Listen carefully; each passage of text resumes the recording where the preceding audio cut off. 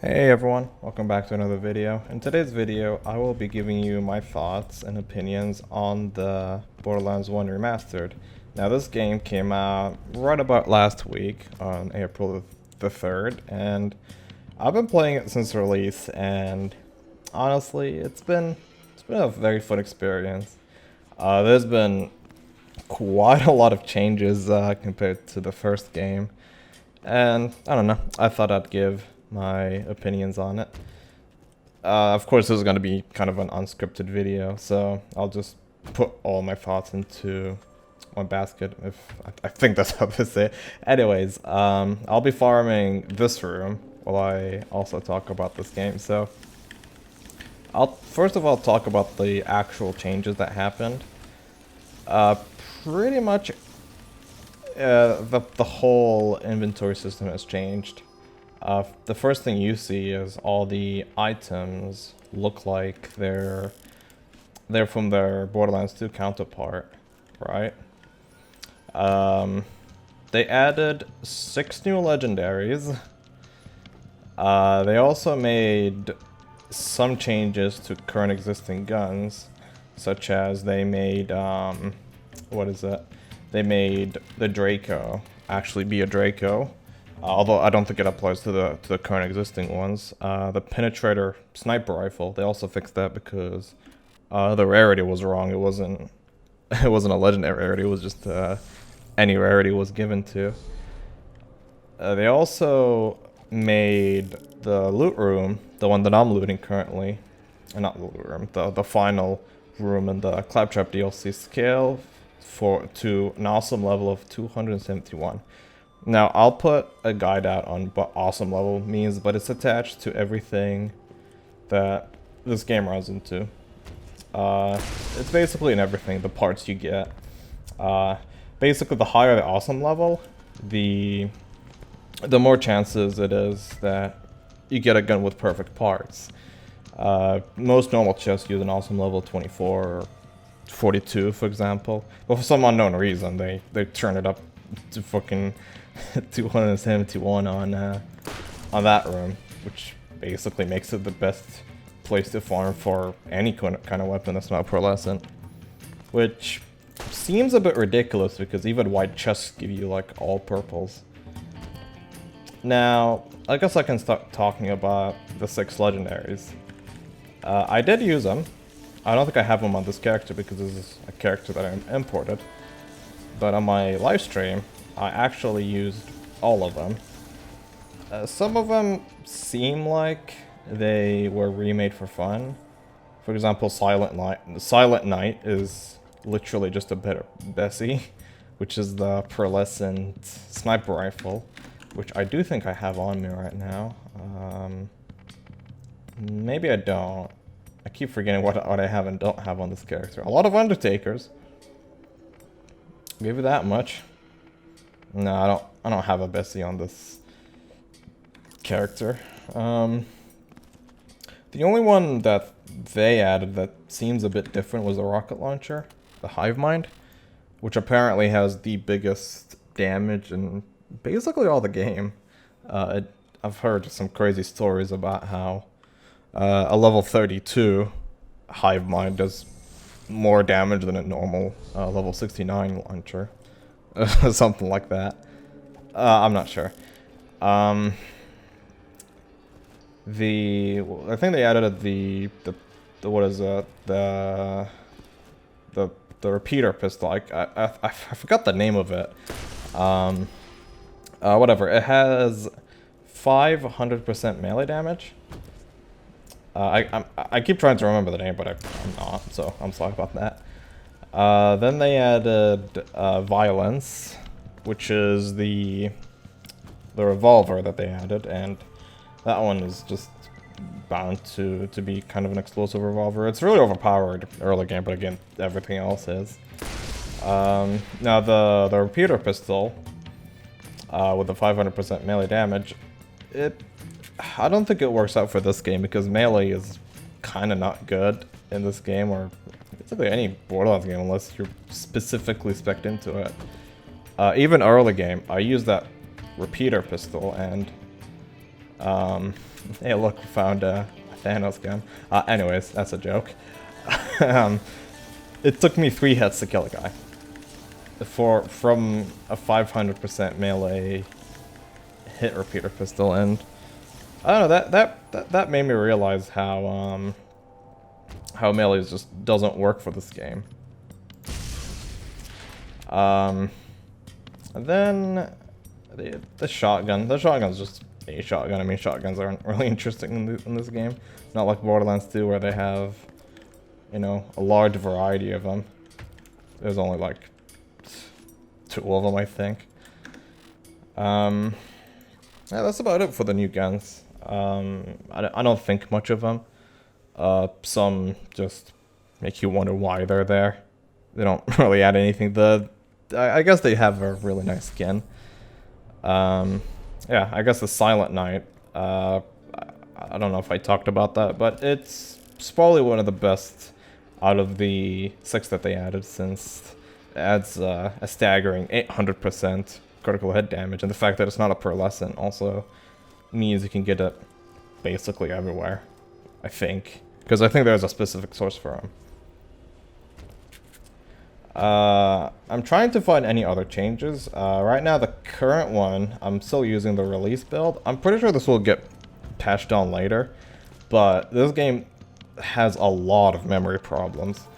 And what I mean by that is it has a lot of memory leaks problems. So you could be playing this game for 6 or 7 hours, but then I realized that when I was streaming, I checked my RAM usage because my computer was very unresponsive, and it was using all 16 gigabytes of my RAM after 5 or 6 hours of use, and you know, that's kind of not acceptable, since 16 gigabytes of RAM is maybe not a lot by today's standard, but that's still a lot for a game to use, because I'm not running Crisis or anything demanding. This is just Borderlands.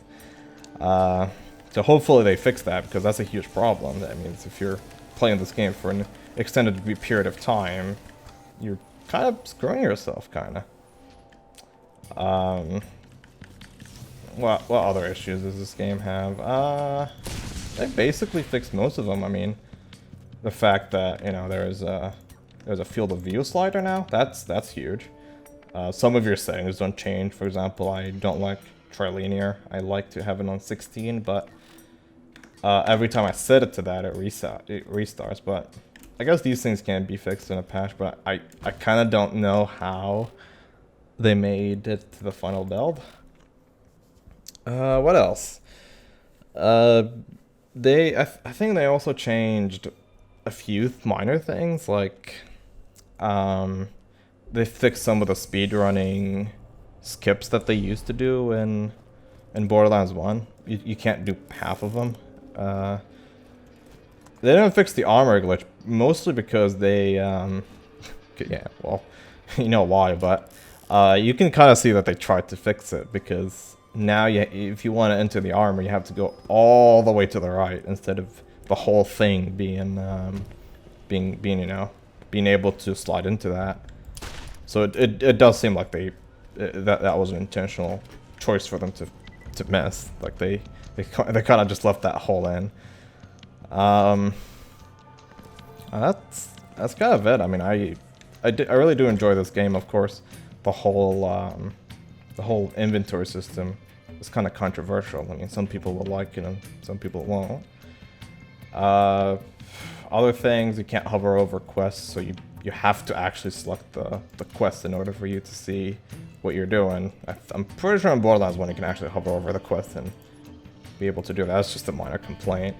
They fixed the whole you can't hover over the sniper proficiency, because that used to be an annoying bug in Borderlands 1. I don't know if you guys remember that. They fixed a lot of bugs. Some don't make sense on why they fixed, some do. I'm mostly glad that they fixed a lot of the guns. I don't know if they fixed the Reaper pistol yet.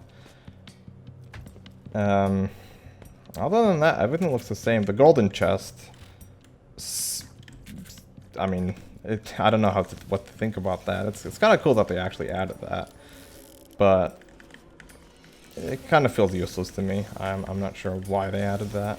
But it's a good addition. The heads and skins and all that don't make that much of a difference. Other than that, I'm kind of happy that they actually added shift into this game. That means there is the potential to see more Borderlands mods, maybe, into this game if you can mess around with hotfixes, if that is a thing. Other than that, I think they also messed around with some loophole changes. Someone did tell me that they notice a lot more pearls than they're supposed to see. Now,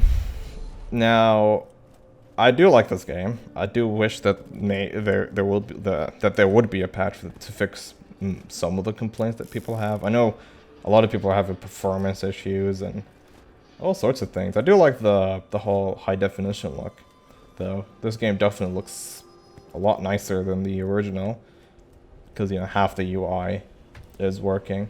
Talking about UIs, I actually remembered. If you enter a DLC and walk away from people, their eco or echo, I guess. I don't know why I said eco. Doesn't display, it just displays its question marks for some unknown reason. I don't know if that was overlooked. Yeah. Sorry if this review was a lot of us, and I kind of don't make that many YouTube videos. I'm trying to get into the habit of it. I know a lot of people kind of don't like me just rambling on, rather actually have a script with points, but I tried that. I think I just need to practice, to be honest.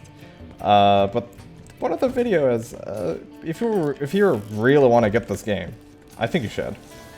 Honestly, even despite all these issues, this is still a major improvement over the first game.